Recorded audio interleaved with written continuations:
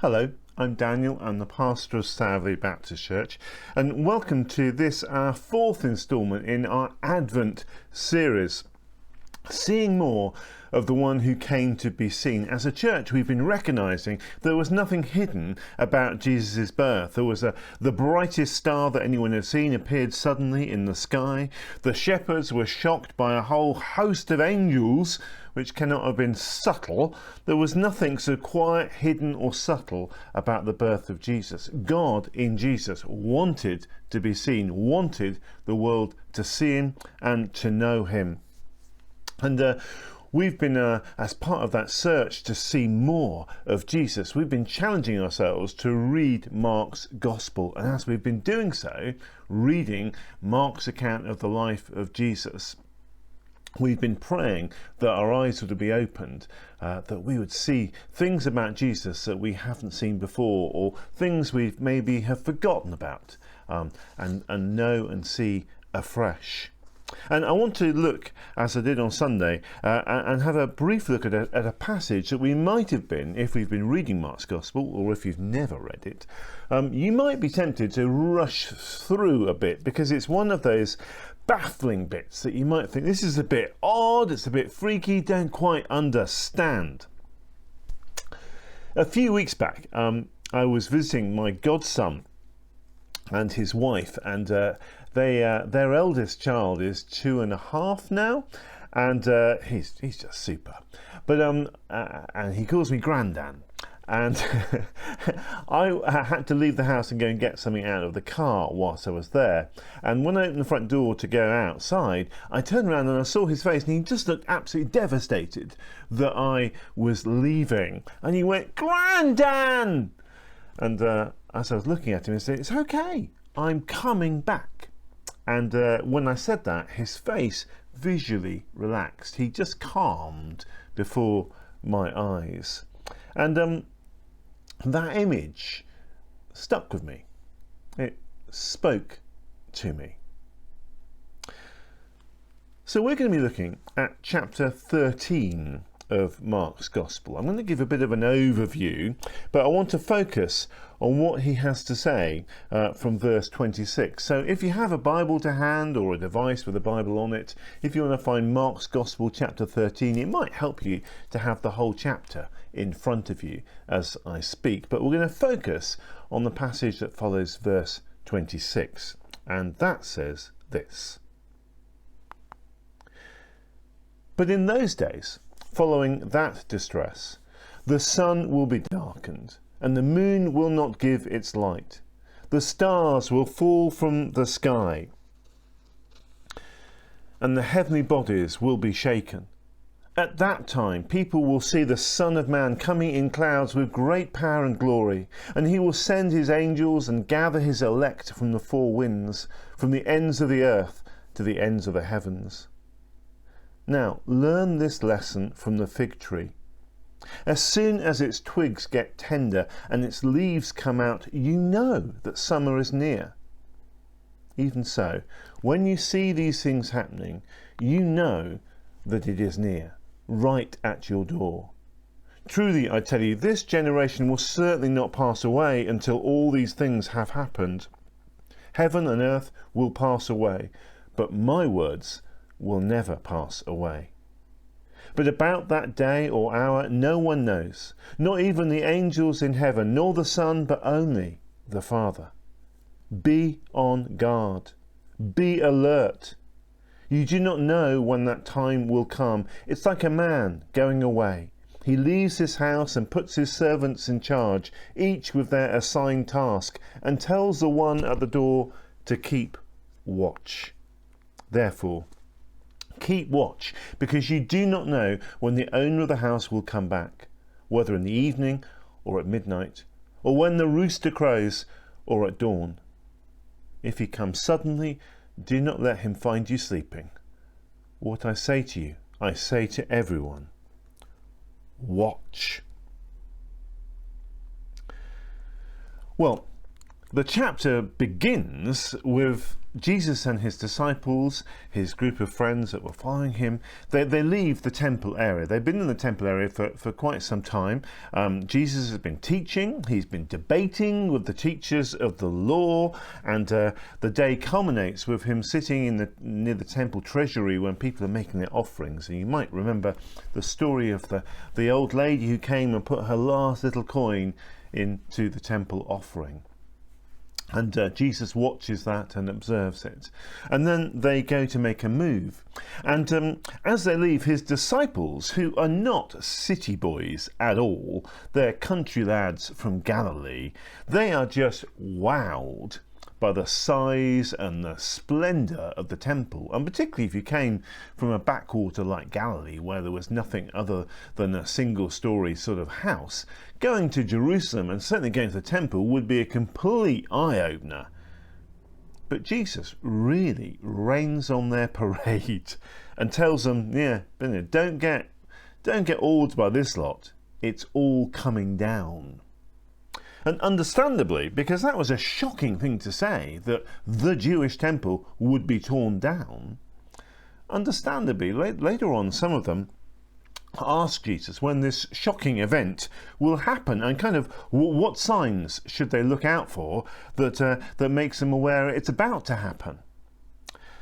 And Jesus, he talks not only of the destruction of the temple, he also talks about the end times when he returns in glory. And on the one hand, this is the most straightforward, the most simple version of the end times that you'll find in the whole of the Bible. But on the other hand, Jesus still isn't exactly straightforward about it. He doesn't tell them what they want to know. He, if you like, just tells them what they need to know. He doesn't tell them what the signs will be. He kind of tells them what are not signs and what shouldn't faze them. What did these chaps need? Well, the reality is that pretty heavy stuff is going to happen to them in their lifetimes. And they need kind of to be equipped. They need instructions to discern the times so they don't get discouraged by persecution, panicked by wars, or fooled by the appearance of false teachers and be led astray by them. Because when stuff happens in the world, there are always cranks that come out of the cracks and corners, aren't there? And what they didn't know, there they are, sitting with Jesus, feeling as safe as houses, really. What they didn't know that was within their lifetimes, all but one of the disciples will be martyred. They'll be put to death. They will face what was for them at that moment in time unimaginable persecution. And what Jesus is saying here is that these things must happen. They'll happen before the end, but in themselves, they do not signal the end. In fact, verse 32 says that Jesus doesn't actually know when the end and his return will happen. In Acts chapter 1, verse 7, Jesus tells the disciples, it's not for you to know. The Father has set times and dates by his own authority. Very clear indication there that dates are set, times are set. They just aren't our business. Paul tells us in 1 Corinthians chapter 13, fantastic chapter, I'm sure it's known to many of us. But he says, now we see but a poor reflection as in a mirror. Then we shall see face to face. Now I know in part, then shall I know fully. And Jesus, he tells his disciples to watch. Great word, blepo in Greek. And it doesn't just mean to watch with your eyes, physically, what you can physically see. It means discerning beyond the physical senses. And to be aware of people and kind of what they're up to. False interpreters. Jeremiah chapter 14, back in the Old Testament, he speaks of such people. Talks of the prophets are prophesying lies in my name, says God through Jeremiah. I have not sent them or appointed them or spoken to them. They are prophesying the delusions of their own minds. And Jesus says that the disciples should be aware before he returns that impostors will pop up. And they'll pop up and they'll be saying, I am he, making people look at them, and people will flock to them, which is all very ironic because Jesus walked around and frequently said, I am he. But he ends up being crucified, rejected. And it kind of reveals what sort of warped response the world often gives to God.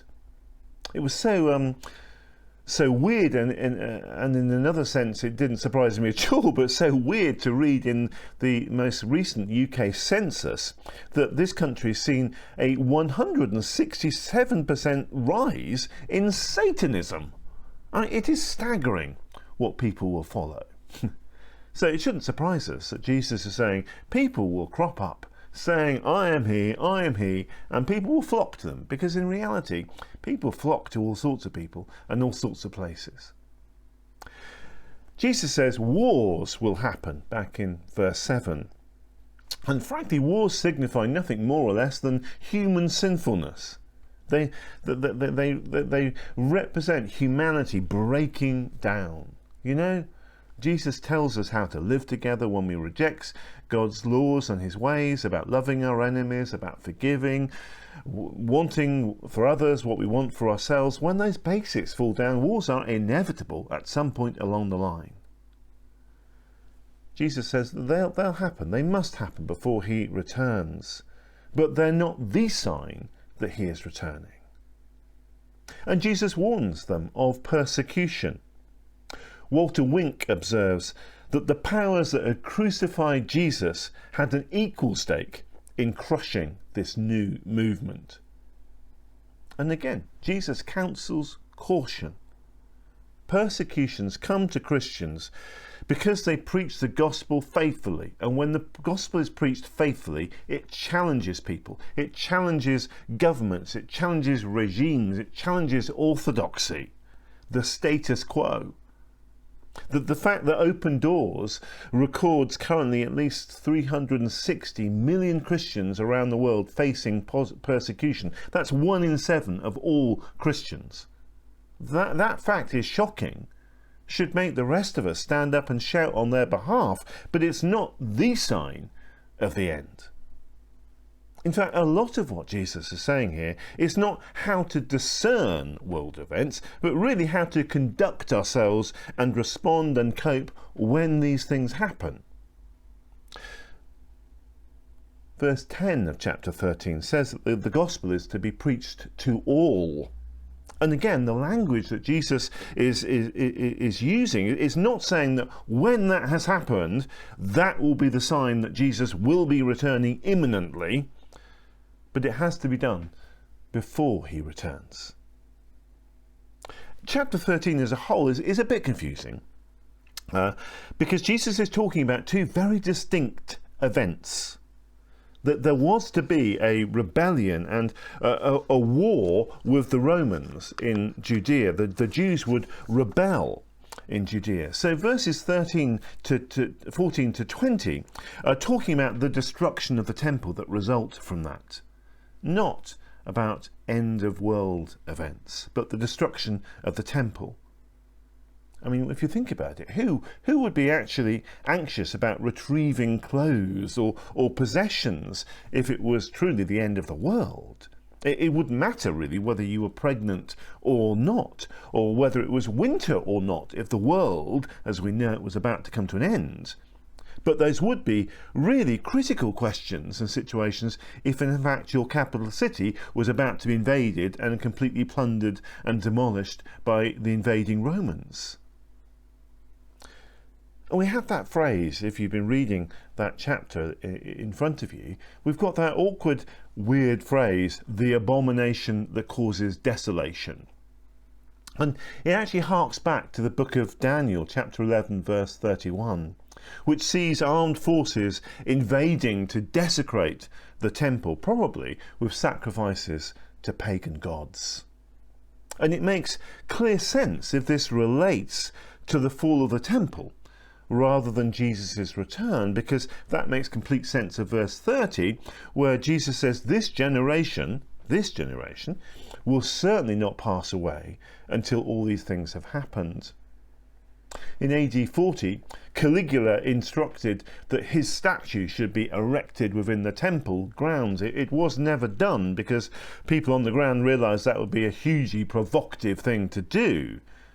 And when the Jews actually revolted and the Romans did invade, again, Roman soldiers set up their imperial standards with their eagles in the temple, a clear act of desecration, of blasphemy.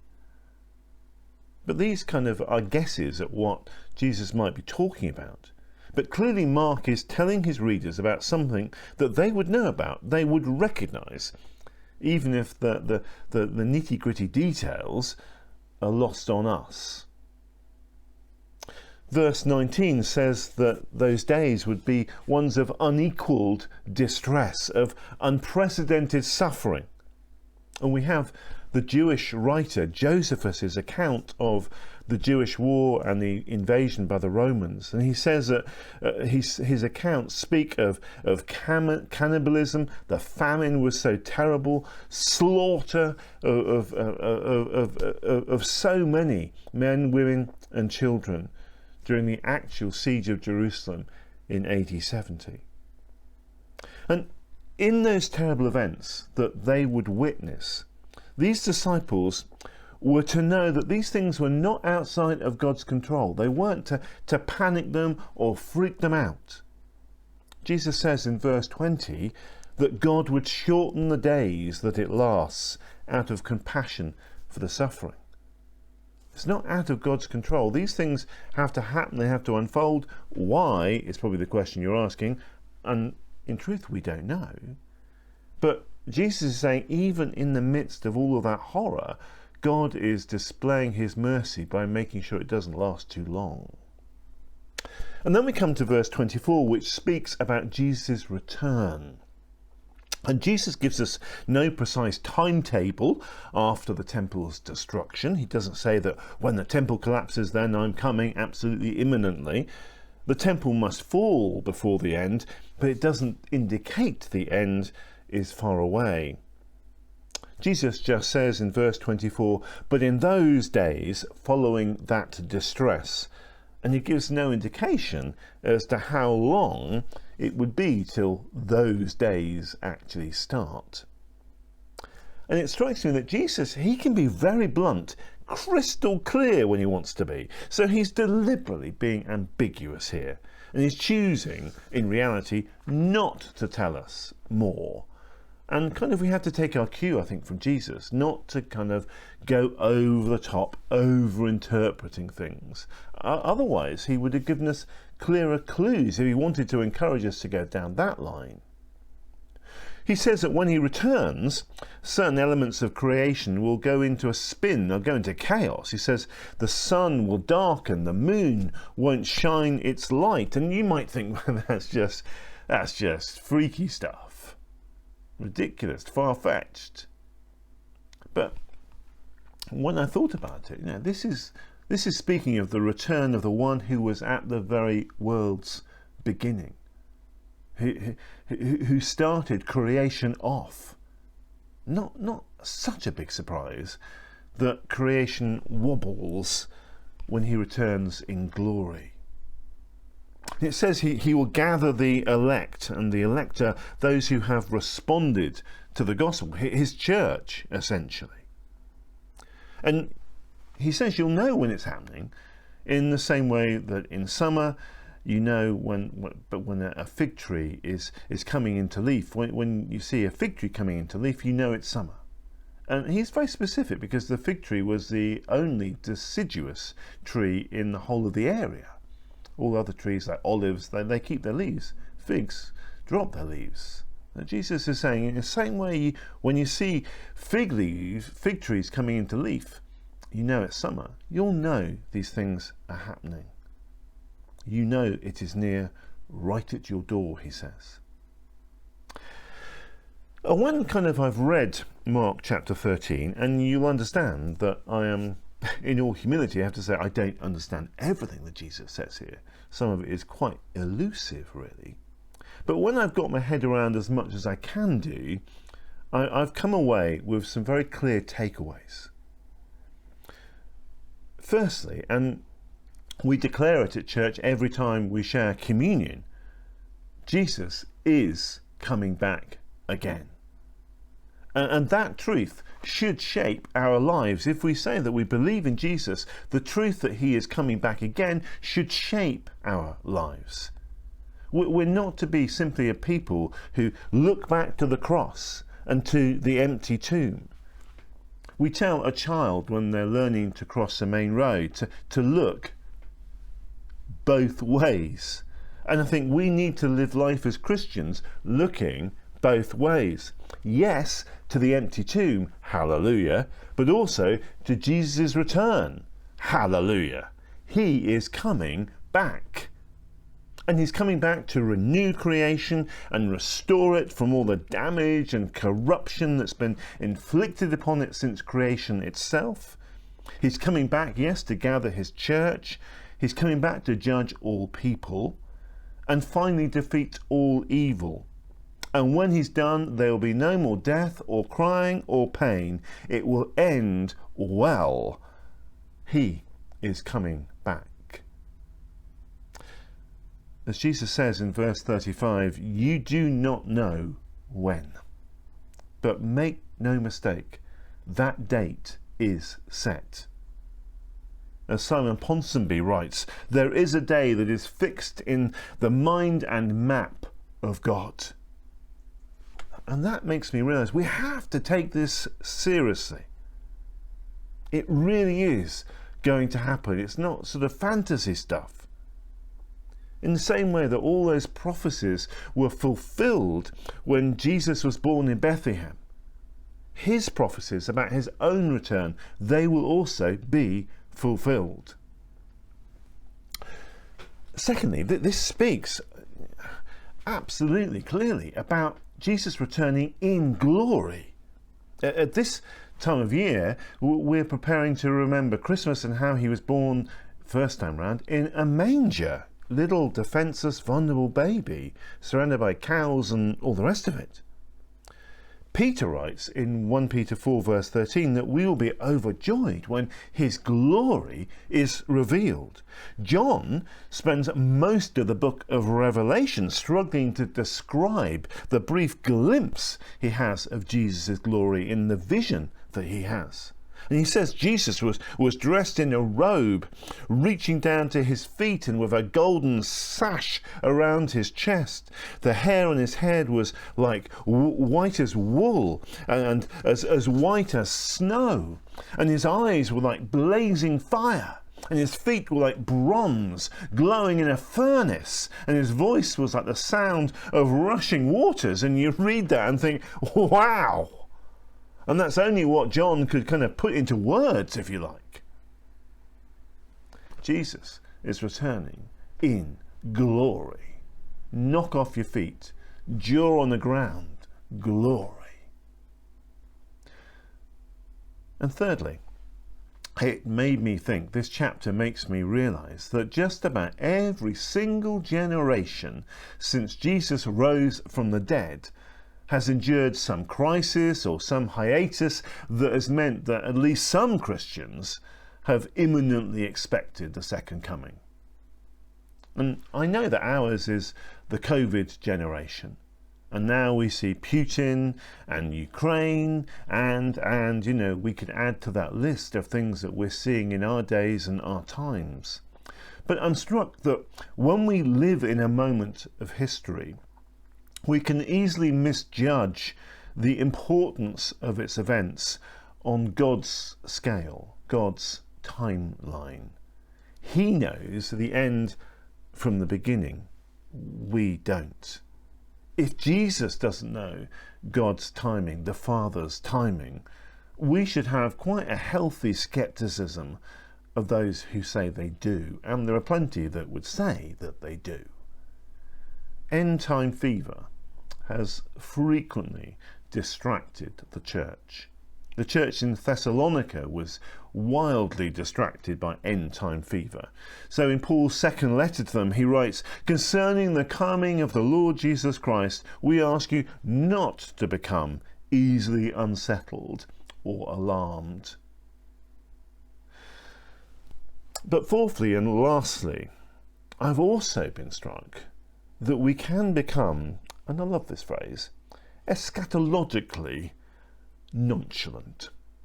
Eschatology is that word we use to describe everything to do with the end times. And I think I'm frequently eschatologically nonchalant. A bit unconcerned at times, not terribly attentive, possibly even sceptical about Jesus' return. And I'm struck that this chapter contains 17 imperatives. Now, when Jesus says watch, that is not a gentle suggestion if you've got time and fancy it. It's an urgent command, a clear expectation. Jesus is not messing about. He may not tell us when he's coming, but he has an expectation for us to be ready for anything, anytime. We cannot just sit back and wait for God's future to unfold. That's not the score. That's not Jesus' expectation of people who believe and trust in him. And I'm struck that there are many, that's an understatement, I'm struck that there are many in our own community. Here we are in Shipston-on-Stour. I don't know where you're watching from, but certainly many here who still need to hear the gospel. And if they don't, although I totally trust in God's justice and in his mercy, if they don't hear, then Jesus' coming may well be a terrible day for them. And maybe for us too. You see, if we hear and we reject Jesus, well, that's the responsibility of us as human beings. But if people never hear and never get the chance to respond, that is our responsibility as church. How do you shoulder that responsibility? That's a question I've been grappling with personally as I've read chapter 13 of Mark's Gospel. How do I shoulder that responsibility? For years I've read the Apostles' Creed, and where it says, he will come and judge the living and the dead. And I expect most of you who are watching this, if you've been Christians for any length of time, have also done so. But I've not really lived in the light of that truth. And that's been my real light bulb moment in Mark chapter 13. Jesus is coming back. And that should change everything for us. It should put stuff into perspective. It should give assurance to us, like me telling that little boy that I was coming back, and it calmed him down. The fact that Jesus is returning should give us a real assurance in the days and the times that we're living in. But it should also surely galvanize us. What impact does the fact that Jesus is coming back have upon your life today, in the middle of the week? Is my life markedly different from someone who has no hope of Jesus' return? Or do I chase after exactly the same things they chase after, worry and fear about exactly the same sort of things they worry and fear about, and handle life exactly the same as they do? Only you can answer those questions for yourself. But I have been really struck. My eyes have been opened as I've been reading Mark's Gospel. The reality is that we may not know many things, but we are certainly nearer these things and those days than Mark was when he compiled these accounts. I need to think about this. You need to think about this. Because in Revelation chapter 22 verse 12, Jesus says, "Behold, I am coming soon. Behold, I am coming soon." Thank you so much for listening. If you have comments or questions, do get in touch with us. You can find our contact details on our web page. But I encourage you, if you haven't yet begun to read Mark's Gospel, maybe you never have, I encourage you to read, pick up a Bible, find it online, read Mark's Gospel. But as you do so, just ask yourself, or rather ask God, to open your eyes and show you things you haven't seen, to show you more of Jesus at this time. Amen.